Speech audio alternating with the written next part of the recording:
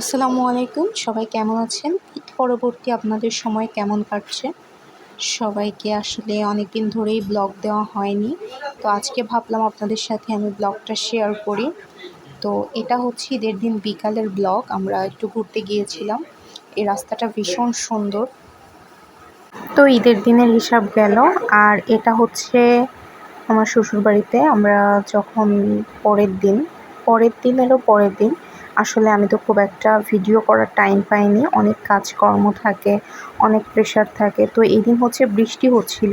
তো আমি ভাবলাম বৃষ্টির দিনটা মানে আমি ঘরে একটু বসেছিলাম, শুয়েছিলাম। তো পরে ভাবলাম একটু শ্যুট করি। আসলে বৃষ্টির দিনটা খুব মানে ইউনিক। আর আমার শ্বশুরবাড়ির এইখানে হচ্ছে মানে প্রচুর গাছপালা, খুব সুন্দর আর কি।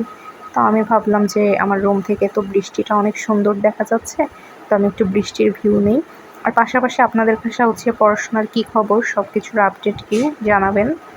আমি তো পড়াশোনায় অনেক ফাঁকি দিতে চাইনি তারপরেও।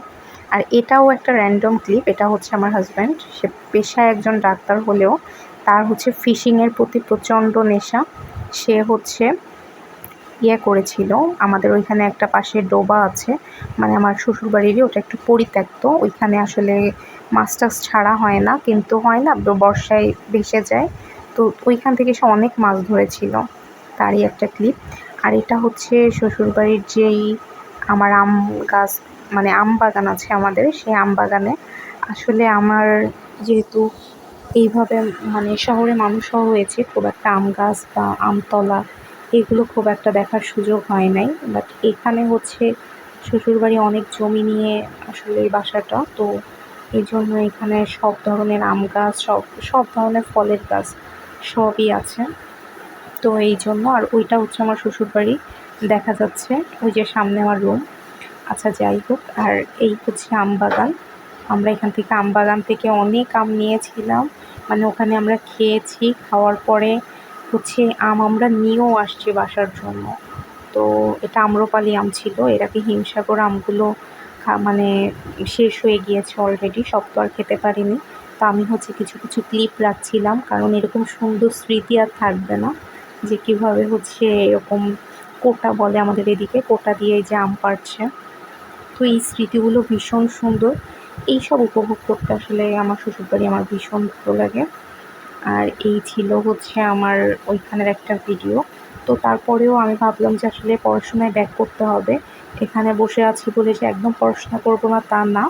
তো আমি হচ্ছে পরবর্তীতে আমার পড়ার টেবিলটা গুছিয়ে নিচ্ছিলাম, আর কি কি পড়বো এটা গোছাচ্ছিলাম। আমার 14 তারিখে হচ্ছে লাইভ এমসিকিউতে পরীক্ষা। এটা হচ্ছে আমার সেক্টরের ভেটেরিনারি মেডিসিনের বই।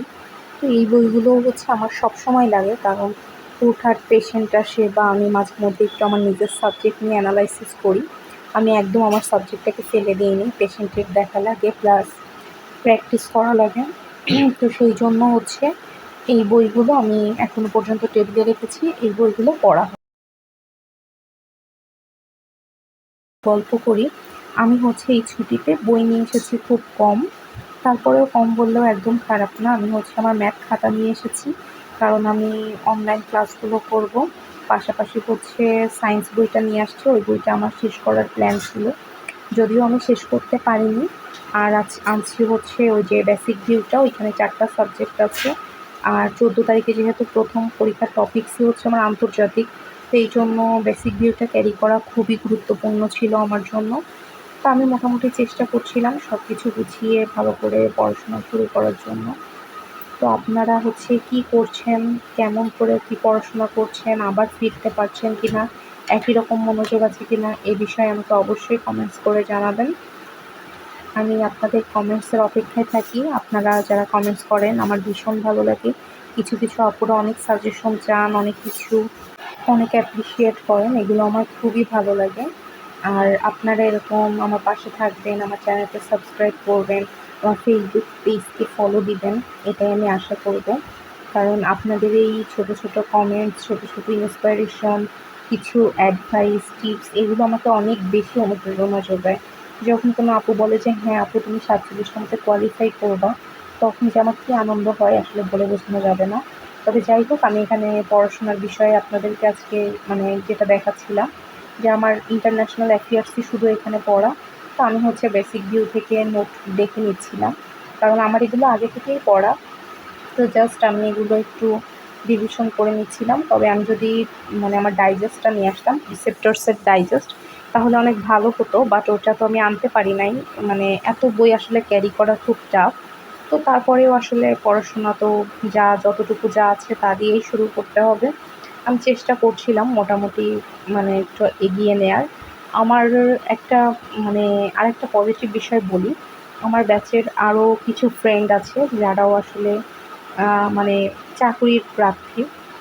মানে ওরা রীতিমতো সরকারি জবে ট্রাই করে। তো ওরাও হচ্ছে অনেকে লাইভ ইনস্টিটিউটে ভর্তি হয়েছে, ওরাও পড়ে। তো ওদের সাথেও আমি আসলে আলোচনা করি। আমার এতটুকু পড়া হয়েছে, তোমাদের কতটুকু হয়েছে? তো ওরা যখন বলে যে হ্যাঁ, আমার এই টপিকসটা পড়া হয়ে গিয়েছে, তখন অটোমেটিক্যালি আমার ভিতরে কিন্তু পড়ার একটা অন্যরকম আগ্রহ জাগে। হ্যাঁ, ওর ওইটা শেষ হয়েছে, তো আমার যতই যা হোক, যতই শ্বশুরবাড়ির কাজ থাকুক, বাবার বাড়ির কাজ থাকুক, আমাকে এটা পড়তে হবে। তো এইভাবে কিন্তু আমি নিজের মানে মোটিভেশনটা অনেকাংশে ধরে রাখি। আপনারা চাইলে আপনাদের মানে তাই বলে খুব বেশি সময় দেওয়ার দরকার নাই এগুলোর জন্য। আপনারা দিনের ৫ মিনিট কোনো একজন পার্টনার রাখলেন বা কোনো একটা ফ্রেন্ড রাখলেন যার সাথে পড়াশোনা করতে পারেন। এটা কিন্তু আপনারা ট্রাই করতে পারেন। আর এছাড়া আমি তো আছি আপুদের সাথে মোটিভেশনাল কথাবার্তা প্লাস পড়াশোনার টিপস শেয়ার করার জন্য। আর একটা বিষয় হচ্ছে শেয়ার করব যে আমার যেটা হতো, শ্বশুরবাড়িতে আমার সারাদিন কাজ থাকলেও, দাওয়াত থাকলেও, বিভিন্ন প্রোগ্রাম থাকলেও আমার কিন্তু সন্ধ্যার পরে আর বিশেষ কোনো কাজ থাকতো না। যেমন রাত ৯টার পরে আমার আর কোনো কাজ নেই, বা 8:30টার পরে খাওয়া দাওয়া মোটামুটি সবাই 8:30 থেকে 9টার ভিতরেই করে নেয় এখানে।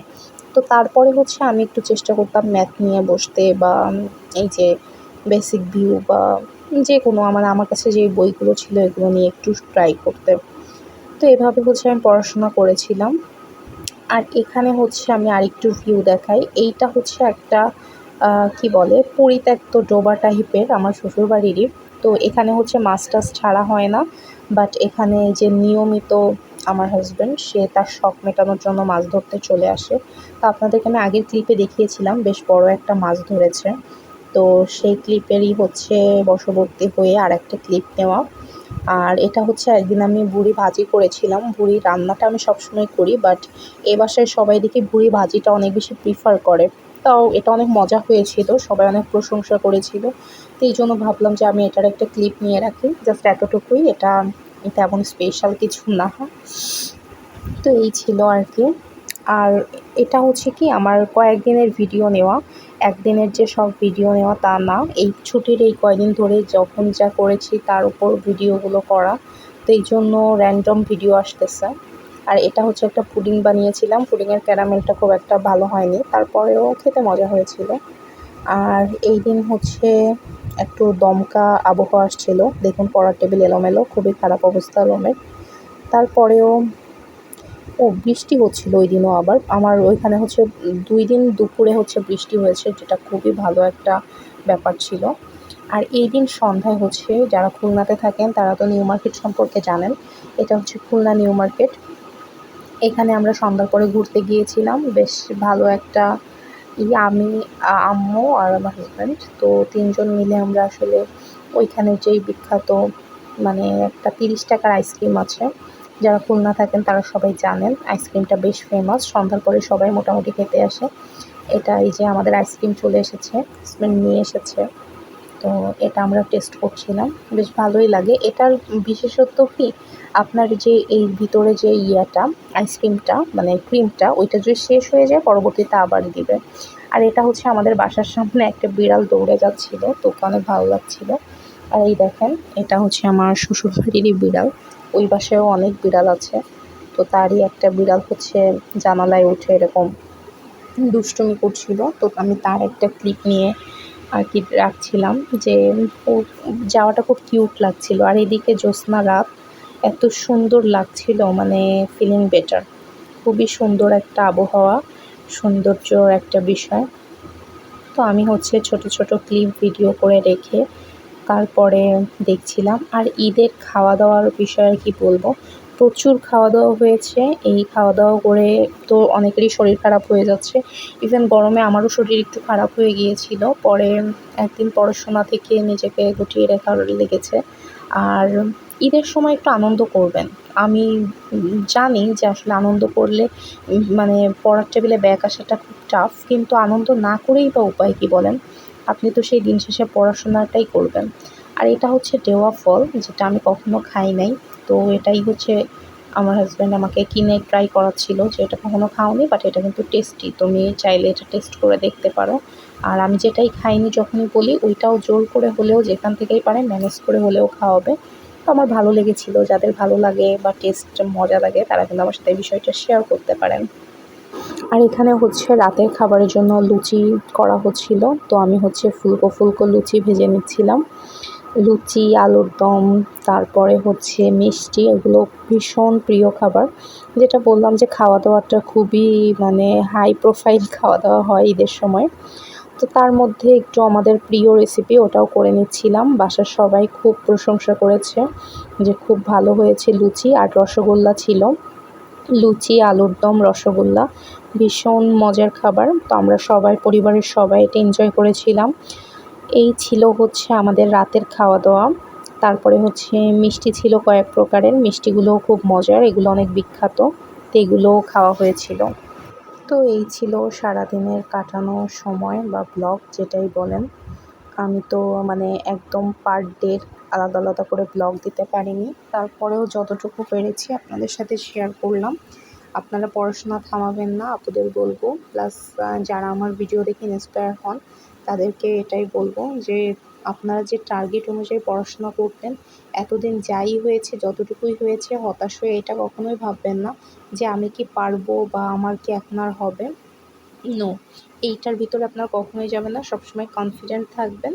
প্লাস এটাই ভাববেন যে যে দিনগুলো গিয়েছে গিয়েছে, এখন থেকে আর এক সেকেন্ডও নষ্ট না।